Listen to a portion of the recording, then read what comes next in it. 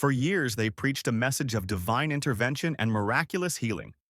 From their headquarters in Taylor, Michigan, a ministry known as Joshua Media Ministries International, or JMMI, grew into a global empire. At the helm, a man who called himself an apostle, David E. Taylor. He claimed to have met Jesus face to face, to have raised the dead, and to possess divine power. But today, the man who promised heaven to his followers is facing the very real possibility of hell. The FBI has announced a nationwide takedown of a human trafficking ring and money laundering scheme, with arrests and raids spanning 4 states. At the center of the storm are David E. Taylor and his executive director, Michelle Brannon. Federal agents descended on JMMI properties in Michigan, Florida, Texas, and North Carolina. The charges are shocking: conspiracy to commit forced labor, multiple counts of forced labor, and money laundering. What happens when a man who claims to speak directly with Jesus becomes the subject of a federal investigation? When miracle services become the backdrop for allegations of forced labor and financial fraud? This is the story of David E. Taylor, a preacher who built a multi-million-dollar empire on claims of divine encounters, only to see it all come crashing down in coordinated FBI raids across 4 states. Let's start at the beginning. Born on August 3, 1972, in Memphis, Tennessee, David E. Taylor was the seventh of 9 children raised in a Christian home. His parents, James and Katie Taylor, held family Bible studies and took their children to church. As a young boy, he attended St. Joseph Temple, a charismatic Pentecostal church, and initially confessed Christ at age 12. Following a church split, his family moved to Mount Zion Baptist Church, where he began to move away from his religious upbringing and became involved in gang life, eventually leading a gang. At the age of 17 in 1989, Taylor's life was radically altered when he claims Jesus Christ appeared to him in a dream during the Christmas season. I was 19 years old. I had seen Jesus, and I said, this gotta be real. If Jesus is alive, everything else in the Bible is real. This experience led him to leave the gang lifestyle immediately and begin preaching. After this initial appearance, he claims to have had a series of face-to-face visitations from Jesus, which became the cornerstone of his ministry. He has written a book on the subject titled Face-to-Face Appearances from Jesus, The Ultimate Intimacy. After his conversion, Taylor spent long hours in his room seeking more of the Lord and began fasting. At age 19, he was commanded to leave his parents' home to begin his journey in ministry. Taylor has been active in ministry for over 30 years, and his work has been noted for its focus on miracles, healing, and global outreach. From his base in Taylor, Michigan, Pastor David E. Taylor built Joshua Media Ministries International, known to followers simply as JMMI. But to the outside world, it operated under another name, Kingdom of God Global Church. Taylor's ministry promised the impossible: dream interpretations, prophecies, miraculous healings. He claimed powers that defied natural law: the ability to raise the dead, heal the sick, even control the weather. The money followed the miracles. From 2013 to 2017 alone, JMMI received over $12 million in donations, grants, and membership fees. By conservative estimates, David Taylor's net worth reached $103 million, making him one of the wealthiest religious leaders in the world. The crown jewel of his empire, an $8.3 million mansion purchased from a Tampa Bay Buccaneers co-owner. 10 bedrooms, 10 bathrooms, a wine room, a ballroom, and a guest house. Taylor spent over $30,000 in church donations on designer wardrobes, Louis Vuitton, Versace. He owned 3 luxury vehicles, one converted into a personal limousine. He invested millions in Procter & Gamble stock, building a portfolio that seemed to validate his claims of divine financial wisdom. But behind the miracle services and million-dollar mansions, former members tell a different story. The heart of Taylor's operation wasn't the altar, it was the call center. Unpaid workers, many living on the church property, were required to raise thousands of dollars daily through phone solicitations. Those who failed faced humiliation, spiritual threats, and worse. Taylor told his followers that disobeying him meant defying God himself. But perhaps the most disturbing allegations involved Taylor's relationships with women in his ministry. A former employee filed a lawsuit alleging Taylor SA'd her and forced her to have an abortion. Taylor denied all allegations, calling them part of a social media lynching attempt. Even Taylor's ex-wife, Tabitha, spoke publicly about his multiple affairs during their marriage. According to federal prosecutors, Taylor's control extended far beyond the spiritual realm. He recruited unpaid armor-bearers, who served as personal servants around the clock. They provided food, transportation, and maintained his properties. Federal charges allege they were even required to ensure women brought to Taylor's house took Plan B contraceptives.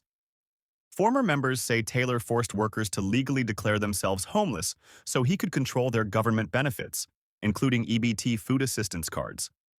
The Taylor Police Department received over 30 calls about JMMI since 2016. Reports included bomb threats, missing persons, and claims of physical assault. By 2019, local media were calling JMMI a slave labor cult. The News Herald in Southgate, Michigan, published a devastating exposé featuring former members' testimonies. In 2021, the IRS took action, revoking JMMI's tax-exempt status. However, they granted nonprofit status to Taylor's Kingdom of God Global Church, essentially the same organization under a different name. Court battles mounted. In 2016, Taylor faced charges over a $2.8 million property in St. Louis that he alternately called a residential center, a home, and a training resort. On November 5, 2017, a 57-year-old man died of natural causes during a prayer group at JMMI. When police and firefighters arrived at 2:15 a.m., they found a group of people chanting, singing, and pushing down on the body. 2 days later, a woman reported her friend missing. He had moved to Michigan to join JMMI and hadn't been seen by his parents in 18 months. His car sat in the parking lot with expired plates. "I'm afraid he's been brainwashed," she told police. Despite millions flowing through the organization, JMMY's official tax records showed suspicious patterns. In 2017, they reported total income of just $4,965, all from donations. Because JMMI was registered as a church, it paid no property taxes to the city of Taylor. However, by the time of the FBI raids, the organization owed over $3,000 in overdue water charges. Michigan's Department of Health and Human Services investigated claims that JMMI members were forced to fraudulently obtain EBT cards, which were then collected and used to purchase food for the entire organization. By 2024, federal investigators had seen enough. A grand jury in the Eastern District of Michigan returned a 10-count indictment. The charges were devastating. 1 count of conspiracy to commit forced labor, 8 counts of forced labor, and 1 count of conspiracy to commit money laundering. Federal agents prepared for what they called a nationwide takedown, simultaneous raids across Michigan, Florida, Texas, and North Carolina. The takedown was swift and coordinated.